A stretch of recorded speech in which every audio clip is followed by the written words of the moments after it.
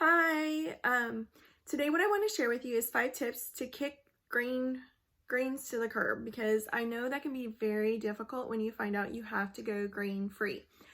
So for those of you that don't know me, my name is Christy Roker. I'm a master certified health coach. I help women with autoimmune diseases reclaim their life using food and by developing lifelong habits.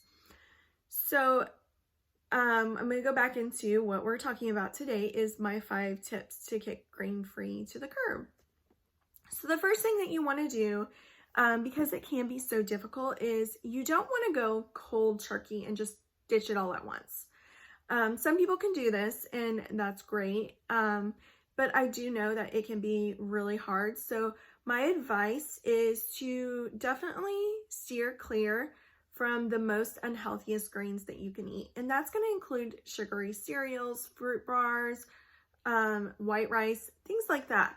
Instead, what you can do is opt for a healthier option, and that's going to include quinoa, brown rice, things like that are a lot healthier. And then once you've done that, gradually you can cut down the portions of your grains, and then none of it will exist in your diet at all. So the second thing you can do is fill up on proteins and veggies and healthy fats. Those are the 3 things that we definitely need. And I know I myself, I realized I wasn't having a healthy fat with each meal like I should be. So whenever I had my blood work done, I realized I was very, very low in that area. And so I definitely had to make sure every single meal I had a healthy fat. So if you do that and you have enough, you're definitely going to feel fuller, longer, and you're going to feel a lot better and more satisfied. Some of the things that you can choose is to eat lots of fish. One of the things I highly recommend is wild-caught salmon. That's the healthiest for you. Do not get any other type of salmon. I'm telling you, it is not good for you. It doesn't have the omega-3s that you really need. Omega-3s are very important for us, especially when it comes to your cognition.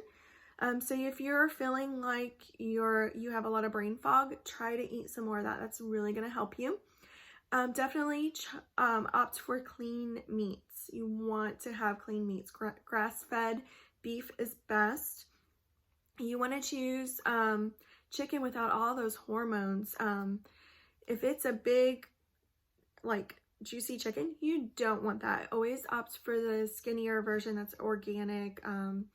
Definitely want the healthier version of chicken. That's definitely going to affect us because of all the hormones and stuff in it. So definitely choose clean meats. You want to choose veggies such as broccoli, cauliflower, peas, bell peppers, spinach, tomatoes, things like that. And don't forget to add in a healthy fat, like I had said, with each meal. So you can have an avocado, you can have olive oil, coconut oil, nut butters, things like that are the healthy fats that you can add. I like MCT oil. I add that to my shakes as well. It's very, very good for you. So another thing that you can do, the third thing, is to keep grains out of your house. I know it's hard when you have a family and they can have grains, you can't. But honestly, it's going to benefit all of you in the long run. You don't want them to end up having issues like, what you have. If you research this, Europe doesn't have a lot of products in their foods that the US allows, especially when it comes to our bread, things like that. They don't allow those products or allow that stuff in their foods, and that's honestly what's affecting us. So that's going to affect everybody. It's going to affect your kids too. And what I have known is a lot of children nowadays have autoimmune diseases, and I'm wondering if that's the reason why. So I really try to keep it out of my house if possible. Another thing that you can do, the fourth thing, is prepare your meals in advance. Try to do it over the weekend. I opt for healthy, quick meals just because that's me. I like crock pot meals. My husband loves to cook. That's him. So he chooses to cook for me, and I will tell him what I want him to make, and that's how we do it in our household, unless he's very, very busy. Then I take over. So it just depends. And, of course, everybody's different on what you do in your house, but prep meals. So that way when you're hungry, all you have to do is, take it out of the freezer. You can put them all in mason jars, but take it out of the freezer and you have it there for you.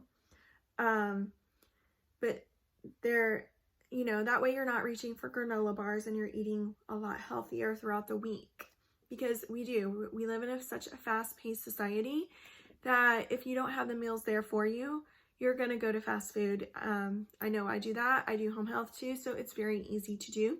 And so that's how I steer clear from fast food.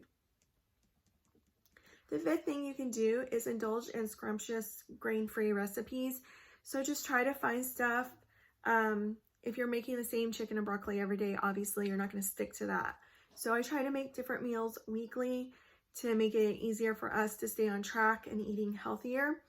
So just find new recipes, and that's something I can help you with as well. I have a grain-free program, and what I have in that program is 50 mouthwatering grain-free approved recipes.